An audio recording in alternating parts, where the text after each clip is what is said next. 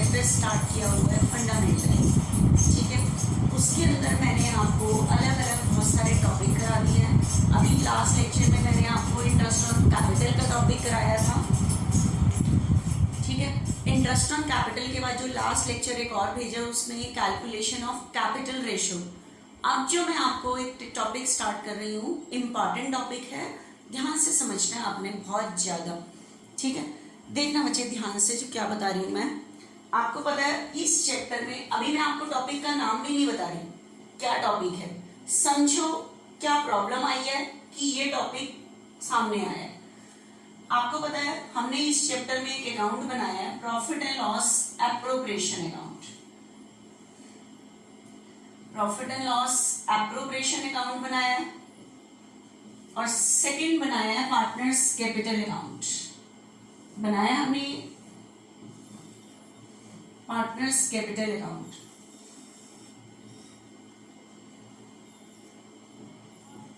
Partners capital account, ठीक है। आप ध्यान से देखना, आपको पता है हम जब ये दोनों अकाउंट पार्टनरशिप अकाउंट मेंटेन करते हैं, पूरे साल के लिए ये पार्टनरशिप अकाउंट्स मेंटेन होते हैं। कैसे? आपको पता है स्टार्टिंग में बिजनेस पार्टनर कैपिटल लगाते हैं, उसकी एंट्री आती है। उसके बाद at the end of year हम पार्टनर की कैपिटल में क्या देते हैं? इंटरेस्ट, जिसकी एंट्री होती है interest on capital account debit to S capital to B's. तो ए और बी के क्रेडिट में आप यहां लिखते हो बाय इंटरेस्ट ऑन कैपिटल, ये दे दी। और इंटरेस्ट ऑन कैपिटल बिजनेस का एक्सपेंस है, पार्टनर से रिलेटेड, ऑनर से रिलेटेड, ऑनर से रिलेटेड एक्सपेंडिचर आते हैं एप्रोप्रिएशन में यहां पे टू इंटरेस्ट ऑन कैपिटल। उसके बाद आपको पता है पार्टनर को सैलरी भी देते हो, salary account debit to S capital to B's capital, A और बी के क्रेडिट में बाय सैलरी। और सैलरी बिजनेस के लिए पार्टनर से रिलेटेड एक्सपेंस है, दूसरी बार यहां पे लिखा जाता है। उसके बाद हम पार्टनर को कमीशन भी देते हैं, commission account debit to S capital to B's. तो ए और बी के क्रेडिट में बाय कमीशन दे दिया, और कमीशन भी बिजनेस के लिए एक्सपेंस है, टू कमीशन, ठीक है। उसके बाद आपको पता है तीन चीजें तो हम पार्टनर को देते हैं, इंटरेस्ट, सैलरी, कमीशन, और एक यहां से जो डिविजिबल प्रॉफिट निकल के आता है वो भी देते हैं। एक चीज हम पार्टनर से लेते हैं, इंटरेस्ट ऑन ड्रॉइंग्स, वो बिजनेस की इनकम है, हम पार्टनर को देते नहीं है, पार्टनर से लेते हैं। कैश नहीं मंगाएंगे, उसके अकाउंट से काटते हैं। तो अकाउंट से काटते हैं तो कैपिटल क्या होती है? डिक्रीज, डिक्रीज पे डेबिट। तो एंट्री बनी A's capital account debit, B's capital account debit, to drawings. तो ए और बी के डेबिट में टू ड्रॉइंग्स, ठीक है। इस ड्राइंग, आपको पता है ड्राइंग ना हमारे लिए एक्सपेंस है ना इनकम है, यहां नहीं आता। जैसे कैपिटल बिजनेस की लायबिलिटी होती है, ड्राइंग कैपिटल को डिक्रीज, कैपिटल सिर्फ यहां आती है, कैपिटल का बैलेंस यहां नहीं आता। ऑपरेशन में सिर्फ पार्टनर से रिलेटेड एक्सपेंस आती है और पार्टनर से रिलेटेड इनकम आती है। तो कैपिटल और ड्राइंग एक्सपेंडिचर और इनकम नहीं, इसलिए सिर्फ ये कैपिटल अकाउंट में अफेक्ट डालते हैं। उसके बाद इंटरेस्ट ऑन ड्राइंग, हम इंटरेस्ट ऑन ड्राइंग पार्टनर को देते नहीं है, पार्टनर से ये इंटरेस्ट लेते हैं। कैश नहीं मंगाएंगे, उसके अकाउंट से काटेंगे, अकाउंट से काटेंगे तो कैपिटल क्या होगी? डिक्रीज, डिक्रीज पे डेबिट। तो मेरी एंट्री बनी बचे A's capital account debit, B's capital account debit, to interest on drawing. तो ए और बी के डेबिट में टू इंटरेस्ट ऑन ड्राइंग्स, और इंटरेस्ट ऑन ड्राइंग बिजनेस की क्या है? इनकम, पार्टनर से रिलेटेड। तो दूसरी बार यहां पे आता है interest on drawing, income side पे बाय इंटरेस्ट ऑन ड्राइंग्स। आपको पता है सारी चीजें देखो दो बार आई, इंटरेस्ट ऑन कैपिटल यहां भी आता है, यहां भी आता है, सैलरी भी आती है, ये भी आ गया, कमीशन भी आ गया, एंड इंटरेस्ट ऑन ड्राइंग यहां पे आ गया। सिर्फ ड्राइंग और कैपिटल सिर्फ कैपिटल अकाउंट पे इफेक्ट डालती है, ठीक है। अब मैं हमारा टॉपिक क्या है, उसके बाद जब आप इस अकाउंट को क्लोज करते हो, यहाँ से डिविजिबल प्रॉफिट होता है, वो भी यहाँ by profit and loss appropriation के नाम से आ जाता है। उसके बाद आज जो मेरा टॉपिक है वो क्या है कि आपने पूरे साल ये एप्रोप्रिएशन और पार्टनर्स कैपिटल अकाउंट बनाया, 31 मार्च को जब आपने ये क्लोज किया, ये डिविजिबल प्रॉफिट निकला और ये यहाँ आपने डिवाइड कर दिया, और उसके बाद आप अपने कैपिटल अकाउंट को भी बच्चे क्लोज कर दिया आपने, ठीक है। आपका कैपिटल अकाउंट भी क्लोज हो चुका है। अब आपका कैपिटल अकाउंट भी क्लोज हो चुका है और ये बैलेंस निकल चुके हैं, और आपको पता है ये सारे अकाउंट क्लोज हो चुके हैं 31 मार्च को। 31 मार्च को अकाउंट क्लोज होने के बाद जब 1 अप्रैल आया, उस दिन हमें अकाउंट क्लोज होने के बाद जब सारे अकाउंट्स क्लोज हो गए, उसके बाद नेक्स्ट डे पे हमें पता लग गया कि हम कोई चीज लिखना भूल गए हैं। हो सकता है हम यहाँ इंटरेस्ट लिखना भूल गए हो, इंटरेस्ट पार्टनर को देना भूल गए हो सकता है हम पार्टनर को सैलरी देना भूल गए हो। लेकिन कब पता लगा? अकाउंट क्लोज होने के बाद। 30 पूरे साल के अकाउंट्स बनाए 1 अप्रैल से लेकर 31 मार्च तक, जो जो चीज आनी चाहिए थी हमें लिखी, लेकिन अकाउंट्स क्लोज होने के बाद हमें पता लगा we are omitted to provide anything. Omitted that means भूल गए कि हम कोई चीज देना भूल गए हैं। अब क्वेश्चन आ रहा है how to rectify that error. इस मिस्टेक को कैसे रेक्टिफाई करें कि जब हम एप्रोप्रिएशन बना चुके हैं, पार्टनर्स कैपिटल अकाउंट बना चुके हैं रियल लाइफ में, और उसके बाद हमें पता लग रहा है कि कोई चीज हम करना भूल गए हैं। ठीक है, तो how to rectify that error, इस मिस्टेक को कैसे रेक्टिफाई किया करा जाए। एक तो आपके वाला तरीका अडॉप्ट करें कि जैसे आपसे मिस्टेक हो जाती है तो आप क्या लगते हो, फ्लूड लगा के, कटिंग करके, काटा पीटे करके आप पूरा कर दोगे। लेकिन रियल लाइफ में कभी भी अकाउंट्स में जब कोई मिस्टेक होती है, कभी भी उसको कटिंग करके, फ्लूड लगा के रेक्टिफाई नहीं किया जाता रियल लाइफ में। अगर कभी भी कोई मिस्टेक होती है, उस मिस्टेक को रेक्टिफाई करने के लिए एक एंट्री की जाती है जिसे हम कहते हैं एडजस्टमेंट एंट्री। हमने 11th क्लास में भी एक चैप्टर किया था रेक्टिफिकेशन ऑफ एरर, गलतियों को सही करना। तो उसके अंदर आप देखते थे रेक्टिफिकेशन ऑफ चैप्टर में हम एंट्रीज ही करते थे, सारी की सारी हम एंट्रीज करते थे। ठीक है, तो वही चीज है, अकाउंट्स क्लोज हो चुके हैं और अकाउंट क्लोज होने के बाद मुझे पता लगा हम पार्टनर की कैपिटल पे इंटरेस्ट देना भूल गए। तो आपको पता है इंटरेस्ट एक बार यहाँ आता है, दूसरी बार यहाँ आता है, ये चीज लिखना ही भूल गई मैं। हो सकता है सैलरी को लिखना भूल गए हो दोनों अकाउंट में। कब पता लग रहा है? अकाउंट क्लोज होने के बाद। तो अब क्वेश्चन आ रहा है हाउ टू रेक्टिफाई। तो ध्यान रखना, अगर कोई मिस्टेक रियल लाइफ में होती है अकाउंट्स में, उसमें कटिंग करके, फ्लूड लगा के रेक्टिफाई नहीं किया जाता, सही नहीं किया जाता। मिस्टेक को रेक्टिफाई करने के लिए हमेशा की जाती है एंट्री। उस एंट्री को हम कहते हैं एडजस्टमेंट एंट्री। एडजस्टमेंट एंट्री, ठीक है। तो मिस्टेक को रेक्टिफाई करने के लिए आपने सीखनी है एडजस्टमेंट एंट्री कैसे करते हैं। तो today our topic is adjustment in closed account. Adjustment in closed account मतलब हमारा जो आज का टॉपिक है वो टॉपिक है adjustment in closed accounts. Adjustment in closed account, कि अकाउंट क्लोज हो चुके हैं तो उसके बाद अगर हमें कोई मिस्टेक पता लगती है तो उसको रेक्टिफाई कैसे किया जाता है। तो आज इस टॉपिक में हम कम से कम 20 सम करेंगे। तो लास्ट तक ये हमारा चैप्टर यहीं तक खींचने वाला है, एडजस्टमेंट इन क्लोज्ड अकाउंट। ठीक है बच्चे, भागने की जरूरत नहीं है, क्वालिटी वाइज हमें आगे बढ़ना है। ठीक है, समझते हुए मैं टॉपिक करा के कह भी सकती हूँ कि 20 मिनट्स में आप कर लो, आगे कर लो सम, लेकिन फिर आपका पीछे का चैप्टर अच्छे से नहीं होगा। इसलिए जितना मैं करा रही हूं उसको अच्छे से क्वालिटी वाइज करके चलना है हमें। ठीक है बच्चे, तो एडजस्टमेंट इन क्लोज्ड अकाउंट ये टॉपिक है हमारा। तो अब क्या होगा, आपका क्वेश्चन क्या होगा, वो कहेगा अकाउंट क्लोज हो चुके हैं, क्लोज होने के बाद ये मिस्टेक पता लगी है, तो उसके लिए आप एक एडजस्टमेंट एंट्री करो। तो ध्यान से सुनना, इस टॉपिक की कैलकुलेशन कैसे करते हैं, इसके लिए आपको एक तो 2 से 3 चीजें आनी चाहिए, ध्यान से समझना।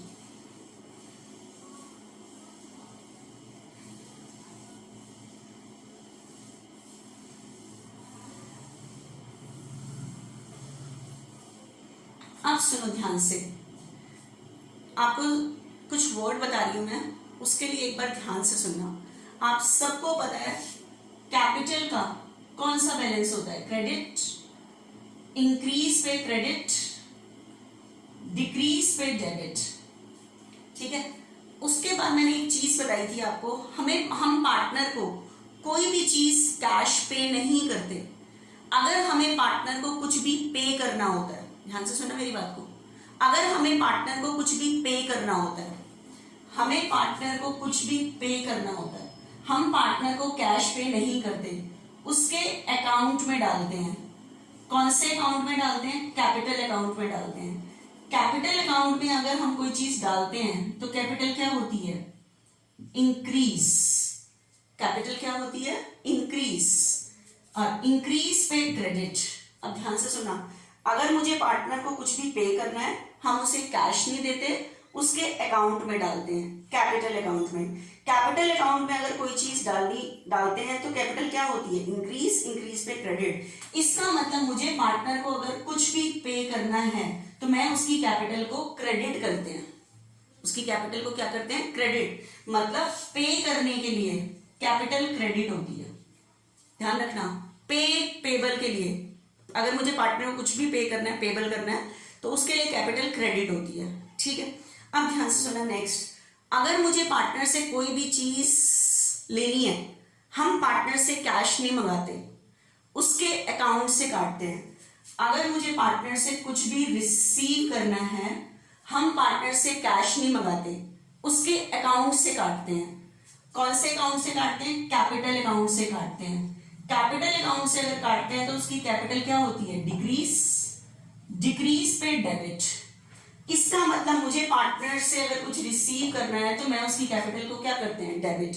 तो ध्यान रखना, पे करने के लिए, पेबल के लिए मुझे अगर पार्टनर को कुछ भी पे करना है तो मैं उसकी कैपिटल को क्रेडिट करूंगी।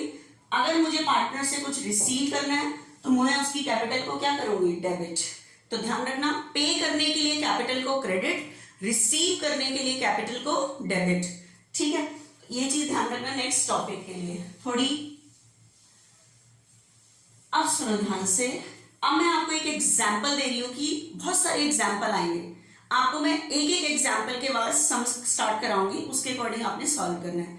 अब आपका मैं एक टॉपिक ले रही हूं, ध्यान से सुनना, कि आपके प्रॉफिट एंड लॉस एप्रोप्रिएशन बन चुका है, पार्टनर्स कैपिटल अकाउंट बन चुका है, ठीक है। उसके क्लोज होने के बाद आपको पता लगा कि you are omitted to provide interest on capital. आप कैपिटल पे क्या देना भूल गए? इंटरेस्ट देना भूल गए। क्या देना भूल गए? इंटरेस्ट देना भूल गए। आपके पास क्वेश्चन में ये लिखा हुआ है, और अब आपको कह रहा है कि पास एडजस्टमेंट एंट्री, इसकी एडजस्टमेंट एंट्री करो, मतलब एक रेक्टिफाई एंट्री करो इस मिस्टेक को सही करने के लिए। तो ध्यान से सुनना, मिस्टेक को कैसे रेक्टिफाई करने के लिए जो एंट्री की जाती है उसका वर्किंग नोट कैसे बनाया जाता है, ठीक है। ध्यान से सुनना, आपके पास क्वेश्चन में है कि ए का इंटरेस्ट 3000 देना भूले हैं, बी का इंटरेस्ट 2000 देना भूले हैं, सी का इंटरेस्ट 1000 देना भूले हैं। ये मिस्टेक है क्वेश्चन में, और ये मिस्टेक आपको पता लगी है अकाउंट क्लोज होने के बाद पता लगी है।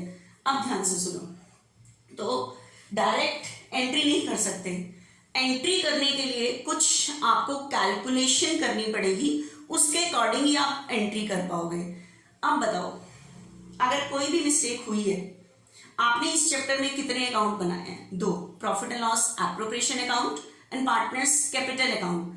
तो मिस्टेक का जो इफेक्ट पड़ा होगा वो 2 अकाउंट पे पड़ा होगा, एक तो पार्टनर्स कैपिटल अकाउंट पे और एक profit and loss appropriation account पे पड़ा होगा। एक तो किस पे पड़ा होगा? प्रॉफिट एंड लॉस एप्रोप्रिएशन, और किस पे पड़ा होगा? Partners capital. तो मिस्टेक को, क्योंकि आपने इस चैप्टर में 2 अकाउंट बनाए हैं, तो मिस्टेक को रेक्टिफाई करने के लिए आपको 2 बार ही सोचना पड़ेगा। किस लिए?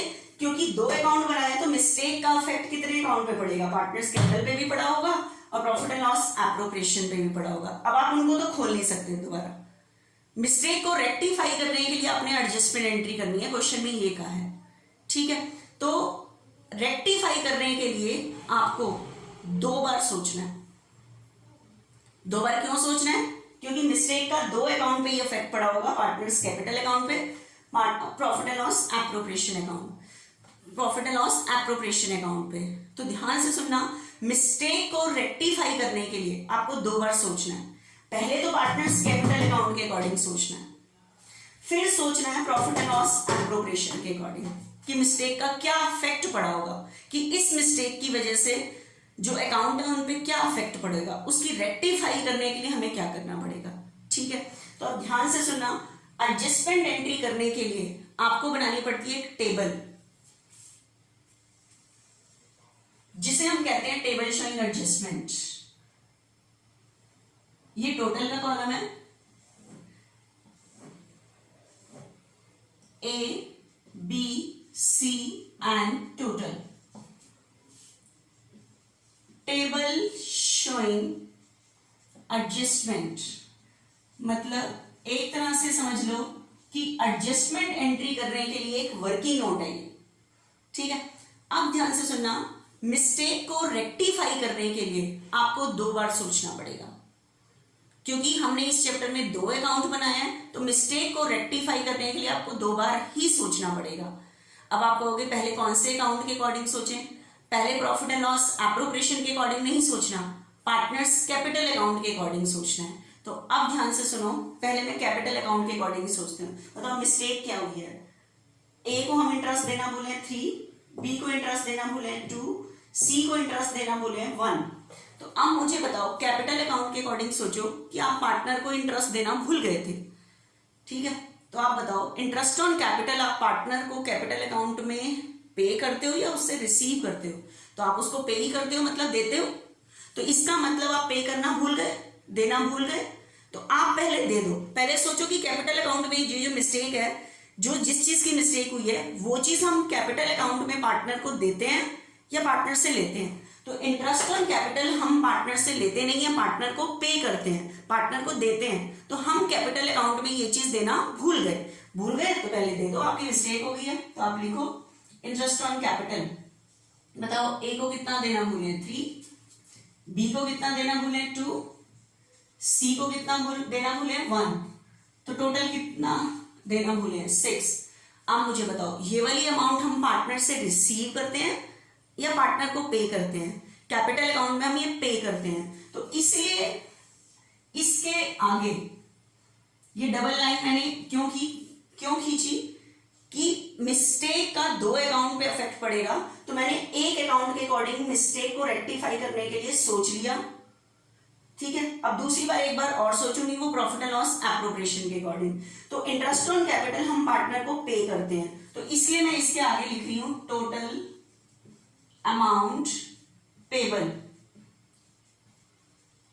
पेबल मतलब क्रेडिट। अभी मैंने बताया था पे करने के लिए हम कैपिटल को क्रेडिट करते हैं। ठीक है, 3, 2, 1 टोटल 6। ठीक है, ये तो हुआ बच्चे कौन से अकाउंट के अकॉर्डिंग, पार्टनर्स कैपिटल अकाउंट के अकॉर्डिंग, कि हम पार्टनर्स की कैपिटल पे क्या देना भूल गए थे, इंटरेस्ट। तो हम वो कैपिटल अकाउंट में देते हैं, तो मैंने देखो लिखा इंटरेस्ट ऑन कैपिटल, ए को दिया 3, बी को दिया 2, सी को दिया 1, और ये अमाउंट हम पार्टनर को पे करते हैं। तो पे करने के लिए मैंने लिखा टोटल अमाउंट पेबल, और पे करने के लिए मैंने वर्ड बताया था कैपिटल को क्रेडिट करते हैं। तो मिस्टेक को सही करने के लिए आपको कैपिटल को इतने से क्रेडिट करना है। ठीक है, ये तो सोचा मैंने बच्चे पार्टनर्स कैपिटल अकाउंट के अकॉर्डिंग। अब मेरी बात को बहुत ध्यान से सुनना है। दूसरा अकाउंट आपने इस चैप्टर में बनाया होता है profit and loss appropriation account. अब देखते हैं एप्रोप्रिएशन पे क्या इफेक्ट पड़ा होगा इस मिस्टेक का। ध्यान से देखना बच्चे, आप profit and loss appropriation account बनाते हो, profit and loss appropriation account बनाते हो। ध्यान से देखना, लास्ट ईयर जब आपने profit and loss appropriation account बनाया होगा, आपको पता ही है प्रॉफिट एंड लॉस से प्रॉफिट आगे आता है 1 लाख आया था मान लो, और कैपिटल पे हमने इंटरेस्ट देना था इतना, तो 2 interest on capital, A B C, 3, 2, 1, total कितना देना था 6। अब मुझे बताओ अगर हम ये इंटरेस्ट ऑन कैपिटल पार्टनर को दे देते तो हमारा डिविजिबल प्रॉफिट पार्टनर के पास कितना पहुंचता, 94 पहुंचता। लेकिन आपके पास मिस्टेक है कि इंटरेस्ट ऑन कैपिटल देना भूल गए हैं, यहाँ पे ये एक्सपेंस इंटरेस्ट ऑन कैपिटल यहाँ पे देना भूल गए हैं। तो बताओ इंटरेस्ट ऑन कैपिटल अगर ये नहीं लिखा गया last year profit and loss appropriation में, तो इसका इफेक्ट किस पे पड़ा होगा। ध्यान से देखो किस पे पड़ा होगा। अगर ये एक्सपेंस यहाँ नहीं लिखा हुआ, नहीं लिखा गया 6000, तो बताओ डिविजिबल प्रॉफिट कितना निकल के आया होगा 1 लाख। अगर मैं ये 6000 का इंटरेस्ट ऑन कैपिटल यहां दे देते तो हमारा डिविजिबल प्रॉफिट निकल के आता 94, पार्टनर में डिवाइड होता 94, लेकिन लास्ट ईयर ये कैपिटल पे क्या नहीं दिया गया, इंटरेस्ट नहीं दिया गया, जिसकी वजह से मेरा डिविजिबल प्रॉफिट 1 लाख से ज्यादा निकल के आया है। सॉरी 1 लाख से नहीं, 6000 से ज्यादा निकल के आया है। देखो अगर मैं यहाँ 6000 कैपिटल पे इंटरेस्ट दे देती, एक्सपेंस लिख देती, तो मेरा डिविजिबल प्रॉफिट निकल के आता 94, पार्टनर में डिवाइड होता 94, लेकिन लास्ट ईयर ये इंटरेस्ट ऑन कैपिटल यहाँ नहीं दिया गया, तो बताओ डिविजिबल प्रॉफिट कितना निकल के आया, 1 लाख। कितने से ज्यादा निकल के आया इस मिस्टेक की वजह से, 6000 से। बच्चे इससे मतलब नहीं है यहाँ पे ये कितना था, मान लो यहाँ 50 था, अगर मैं कैपिटल पे इंटरेस्ट दे देती 6000 बिल्कुल सही, तो मेरा डिविजिबल प्रॉफिट बताओ पार्टनर में कितना डिवाइड होता, 44 होता, लेकिन लास्ट ईयर यहाँ कैपिटल पे इंटरेस्ट नहीं दिया गया, तो बताओ मेरा डिविजिबल प्रॉफिट कितना निकल के आया, 50 निकल के आया। कितने से एक्स्ट्रा निकल के आया, 6000 से एक्स्ट्रा निकल के आया। ठीक है, तो आपको क्या मिस्टेक पता लग रही है कि ये 6000 का यहाँ पे इंटरेस्ट ऑन कैपिटल ना देने की वजह से 6000 से डिविजिबल प्रॉफिट ज्यादा निकल के आया होगा, ज्यादा निकल के आया होगा, तो पार्टनर में डिवाइड भी क्या हुआ होगा, ज्यादा। मेरी बात को ध्यान से समझना बिल्कुल। अगर मैं यहाँ पे 6000 इंटरेस्ट दे देती, 6000 दे देती, तो बताओ पार्टनर में कितना डिवाइड होता, 44 डिवाइड होता प्रॉफिट शेयरिंग रेशियो में। ठीक है, ये होता, लेकिन लास्ट ईयर ये इंटरेस्ट ऑन कैपिटल जो है मिस्टेक है कि ये नहीं दिया गया, नहीं दिया गया, तो बताओ मेरा डिविजिबल प्रॉफिट कितना निकल के आया, 50।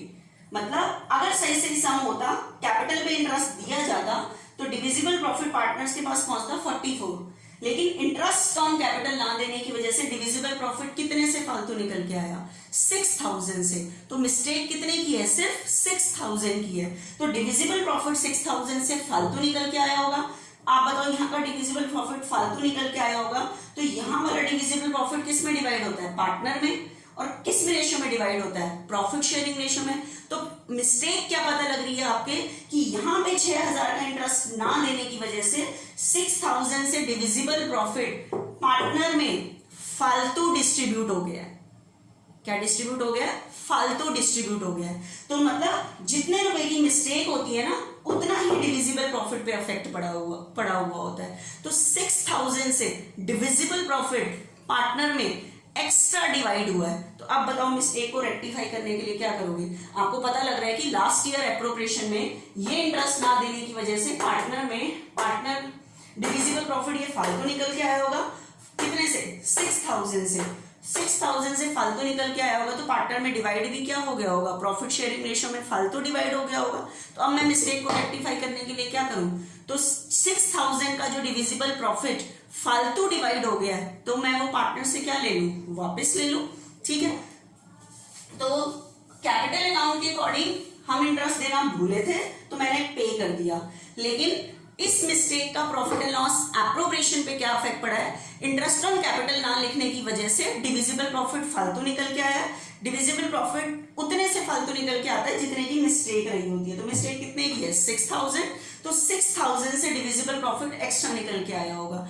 एक्स्ट्रा निकल के आया होगा, तो यहाँ वाला प्रॉफिट शेयरिंग रेशियो में पार्टनर में फालतू डिवाइड हो चुका है। अब बताओ मिस्टेक को सही करने के लिए क्या करूं, मैं पार्टनर को और पे कर दूं या पार्टनर से वापस ले लूं। तो इसका मतलब फालतू डिस्ट्रीब्यूट हुआ है 6000, तो मैं पार्टनर से प्रॉफिट शेयरिंग रेशियो में ये 6000 वापस ले लूंगी। तो देखना ध्यान से भी। दूसरी बार मैंने कहा था मिस्टेक को सही करने के लिए 2 बार सोचना है। पहली बार सोच के मैंने एक डबल लाइन यहाँ पे कर दी कि सोच लिया। दूसरी बार जब मैंने एप्रोप्रिएशन के अकॉर्डिंग सोचा, तो डिविजिबल प्रॉफिट फालतू डिवाइड हुआ है 6000 से, तो मैं 6000 का डिविजिबल प्रॉफिट वापस ले लूंगी। तो देखो क्या लाइन लिख रही हूं मैं यहाँ पे, profit which is already distributed, profit which is already distributed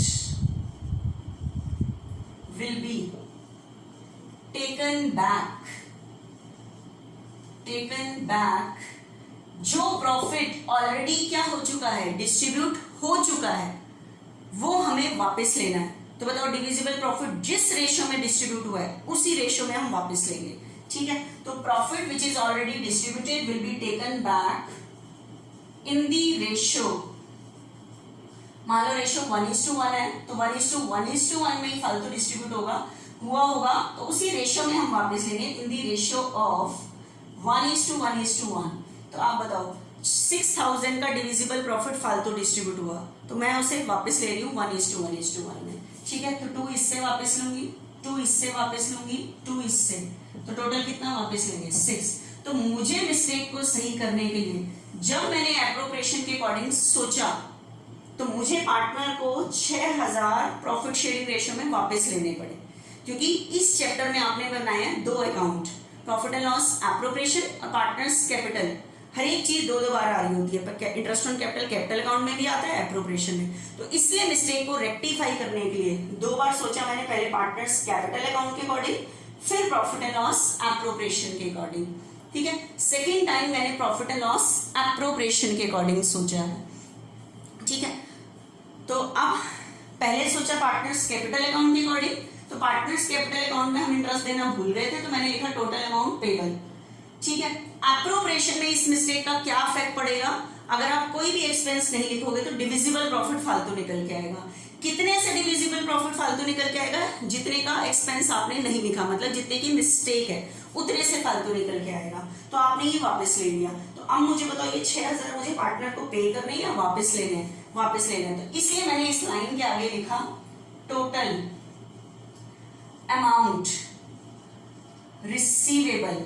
और आपको मैंने अभी टॉपिक स्टार्ट करते टाइम बताया पे करने के लिए कैपिटल को क्रेडिट करते हैं और अगर हमें पार्टनर से कुछ रिसीव करना है तो उसकी कैपिटल को डेबिट करते हैं। तो इसलिए रिसीव के आगे आपने क्या वर्ड यूज करना है, डेबिट, डेबिट वर्ड यूज करना है। तो 2000 मुझे वापस लेने हैं। मतलब एक ही मिस्टेक को सही करने के लिए, जो मिस्टेक हुई है वो जो 2 अकाउंट को उसने अफेक्ट डाला है, उस मिस्टेक को सही करने के लिए मुझे ए को 3000 तो पे करने हैं, 2000 वापस लेने हैं, 2000 वापस लेने हैं। तो आपको पता है मिस्टेक को रेक्टिफाई करने के लिए या तो मुझे पार्टनर को पे करना पड़ेगा या पार्टनर से वापस लेना पड़ेगा। तो आपको पता है ए की मिस्टेक को सही करने के लिए मुझे पार्टनर को ए को 3000 पे करने हैं, बी को 2000 पे करने हैं, सी को इतने। लेकिन उसी मिस्टेक को सही करने के लिए मुझे पार्टनर से 2-2000 लेने भी हैं। ठीक है, तो अब ये हमारा वर्किंग नोट है, इसको देख के ही हम एंट्री करते हैं कि कैपिटल को कितना से क्रेडिट किया जाएगा, कितने से डेबिट, क्योंकि मिस्टेक को रेक्टिफाई करने के लिए जो एडजस्टमेंट एंट्री है वो कैपिटल अकाउंट से होती है, क्योंकि या तो पार्टनर को हमने दिया नहीं होगा या पार्टनर को फालतू दे दिया होगा तो हम वापस ले लेंगे। ठीक है, तो मिस्टेक को सही करने के लिए अब देखना एडजस्टमेंट एंट्री करने का तरीका। ठीक है, मिस्टेक को सही करने के लिए ये मैंने टेबल शोइंग एडजस्टमेंट तो बना ली, ये वर्किंग नोट टाइप में है। तो अब देखना एक बारी एडजस्टमेंट एंट्री। एडजस्टमेंट एंट्री के लिए एडजस्टमेंट एंट्री एक जर्नल एंट्री है, तो आपको जर्नल एंट्री का परफॉर्मा बनाना पड़ता है। ठीक है, ध्यान से देखना एंट्री के लिए ए को मुझे इतने देने हैं, बी को इतना पे करना है, सी को इतना। तो 2 A's capital, 2 B's capital, C's capital. बताओ पे करने के लिए मुझे पार्टनर को कितना कितना देना है, 3 2 1 3 2 1। ठीक है, इतना तो पे करना है और इतना मुझे पार्टनर से रिसीव करना है और रिसीव करने के लिए कैपिटल को डेबिट करेंगे। ठीक है, A's capital account debit, B's capital account debit, C's capital account debit. एक ही मिस्टेक को सही करने के लिए मुझे पार्टनर को इतना तो पे करना है और इतना वापस लेना है। अब एक चीज बताओ, मैंने आपको 10,000 तो पे करने हैं, 12,000 आपसे लेने हैं, तो मेरी समझदारी क्या रहेगी, पहले मैं आपको 10 पे करूं फिर आप मुझे 12,000 दो या सिर्फ 2,000 ही दे दो, डिफरेंस निकाल के करो। ठीक है, तो आप ध्यान से देखो, मुझे ए को 3,000 पे करने हैं क्रेडिट, 2,000 रिसीव करने हैं, तो इससे अच्छा मैं 1,000 ही पे कर लूं। तो एंट्री पूरी नहीं की जाती, इस डिफरेंस निकाला जाता है इसका कि कितना पे बन रहा है या कितना रिसीव बन रहा है। ध्यान से देखना, ए की मिस्टेक को सही करने के लिए मुझे पार्टनर को 3 पे करने हैं, 2 रिसीव करने हैं, इसका डिफरेंस निकालो, 3 और 2 का डिफरेंस 1, तो इससे अच्छा मैं 1 पे कर दूं। तो आप इसको समझने के बाद फास्ट कैसे करोगे? 3 और 2 का डिफरेंस 1, कौन सा ग्रेटर था, क्रेडिट या डेबिट? क्रेडिट। तो आप 1000 पे कर दो। आप बताओ मिस्टेक को सही करने के लिए मुझे 2 ही पार्टनर को पे करने हैं, 2 ही वापस लेने हैं, तो ना लेना ना देना क्लैश कर गया, डिफरेंस हुआ ही। 1 और 2 का डिफरेंस 1, लेकिन कौन सा बड़ा था दोनों में, डेबिट वाला, तो ये डेबिट, ये तो वैसे टोटल का है। तो मिस्टेक को सही करने के लिए जो ये आपने डिफरेंस निकाला, तो एडजस्टमेंट एंट्री जो बच्चे होगी वो पूरी नहीं कि 3 भी पे करोगे फिर 2 से डेबिट करोगे, ठीक है? तो जो चीज ग्रेटर बच रही है वो करोगे। तो ए तो बताओ 1000 से क्रेडिट करोगे मतलब पे करोगे, और सी को डेबिट करोगे मतलब उससे लोगे, ठीक है? तो एडजस्टमेंट एंट्री के लिए क्या करते हैं, कैपिटल को ही डेबिट करते हैं, कैपिटल क्योंकि या तो मुझे पार्टनर को लेना है या पार्टनर को देना है, ठीक है? एक ही काम करना। तो आपने इसके अंदर जर्नल का फॉर्मेट बनाना है पूरा, ठीक है? इसके अंदर पूरा जर्नल का फॉर्मेट बनाना है और इसके अंदर एंट्री करनी है आपने। इसके नीचे टेबल शोइंग के नीचे पूरा डेट, पर्टिकुलर, डेबिट और क्रेडिट, एलएफ डेबिट और क्रेडिट। अब मिस्टेक बताओ कैपिटल अमाउंट से ही होती है, तो ए तो क्रेडिट बचा है और सी डेबिट बचा है, तो आपकी एंट्री बनेगी C's capital account debit to A's capital account, ठीक है? 1000 C's capital account debit to A's capital, मतलब मिस्टेक को रेक्टिफाई करने के लिए मैंने सी से तो 1000 रिसीव करने हैं, रिसीव किए हैं, और ए को मैंने इतना पे कर दिया। और इसकी नरेशन क्या लिखते हैं, adjustment entry, adjustment entry,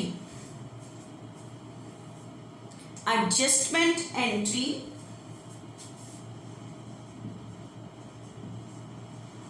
for the omission of